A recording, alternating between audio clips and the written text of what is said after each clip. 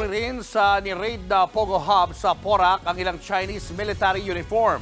Inalam na rin ng AFP kung lehitimo ang mga ito o props lang. Nasa frontline na balitang yan si Brian Castillo. Tumambad sa mga otoridad ang mga camouflage na uniformeng ito sa pagpapatuloy ng search operation sa ni-raid na Pogo Hub sa Porac, Pampanga. Sa mga butones, nakatatak ang mga letrang PLA o People's Liberation Army na tawag sa mga militar ng China. Ayon sa Armed Forces of the Philippines at Presidential Anti-Organized Crime Commission o PAOK, iniimbestigahan kung lehitimo ang mga uniform. And with the uniforms that we're seeing, these are all parts of evidences at hand. So we are trying to look at the veracity of the report, whether they're legit uniforms.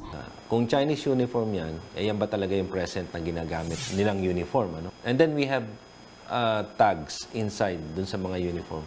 We can coordinate with our foreign counterparts whether malaman namin whether this guy na na-issuehan ng uniform na yon is an active military personnel or is he an AWOL soldier or military personnel or is he a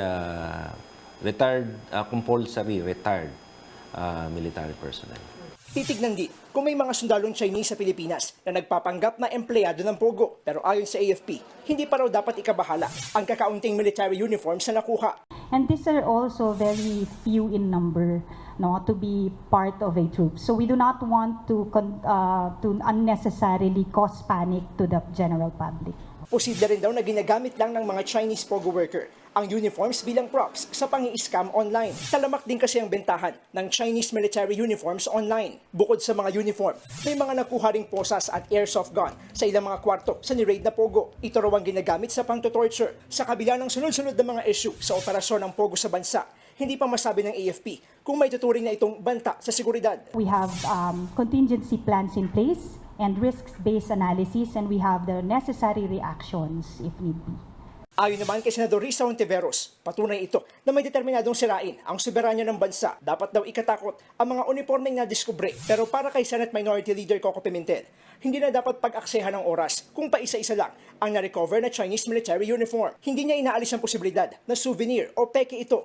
Peke man o hindi daw dapat baliwalain yan. Ayon kay Senador Jinggoy Estrada. Ayon naman kay Senador Win Gatchalian, isa pang dagdag na rason ang nakuhang Chinese military uniforms para tuluyang i-ban ang Pogo. Nagbabalita mula sa frontline, Brian Castillo, News 5. Mga kapatid, Lucy Cruz Valdez po, maging maalam at may pakialam sa mga napapanahong balita sa bansa.